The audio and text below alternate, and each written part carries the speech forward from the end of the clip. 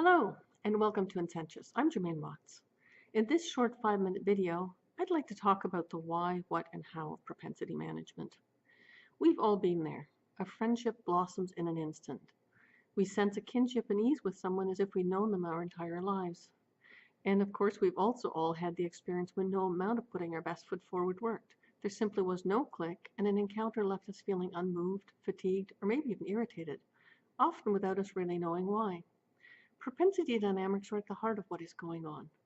Put simply, propensities are how we prefer to reason, relate, and act. They shape what we pay attention to, what energy we bring to situations, and how we want to be in the world. When we are in alignment within ourselves, meaning we're mentally, emotionally, physically, and spiritually in harmony, we feel energized. And we encounter another person who shares our way of reasoning, relating, and acting, we feel safe and welcome because we recognize ourselves in them. Nothing interferes with our flow, and in fact, we usually feel enriched and emboldened by the connection. Sometimes we fall in love with the person simply for how good we feel around them. The total opposite can also happen. Worst case, when we're out of alignment, we feel uncomfortable, stressed, confused, and irritable. Nothing in our life wants to work smoothly as the mental and emotional noise inside our heads distracts us from what is going on around us. If we then encounter another person whose way of function is completely different from our own, we can quickly feel threatened, aggravated, even overwhelmed. We can go so far as to blame them for our own state of dis-ease. These dynamics and many more permutations within and between people are all perfectly natural. One person's strength can be another person's nemesis. It isn't hard to understand from this that when different propensities interact, they can enhance, stymie, or outrightly undermine performance of individuals as well as groups. The good news is propensity management can help us understand and predict these propensity dynamics.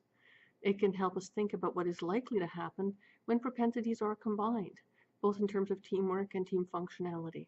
Let me explain.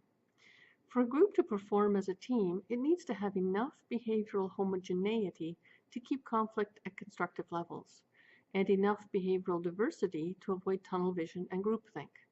In addition, it needs to have the right type and amplification of propensities active at the right time to meet the shifting functionality requirements of a mandate. So for example, when a team needs to be blue sky envisioning mode, it requires different propensities to be available and dominant than it does when it needs to be in efficient customer complaints handling mode. The team needs to have both the range of propensities and the capacity to aggregate them in a timely fashion to function as an agile, higher order unit of productivity. Resourcing teams for high performance and then teaching members how to intentionally team is how this all comes together. The same logic around aggregated propensities holds true for other structures as well. Different management levels are intended to contribute different functionalities to the overall effectiveness of an organization. The frontline supervisory level has a different purpose from the mid-level, and the mid-level from the senior level. When the predominant propensities at each level are consistent with the level's required functionality, the organizational structure can perform as intended. This focus on structural efficacy is really important from the perspective of creating psychological safety and engagement in human systems. By paying attention to the power dynamics created when resourcing different levels of leadership, it becomes possible to design the overall system so it supports the development, growth, and unfoldment of people.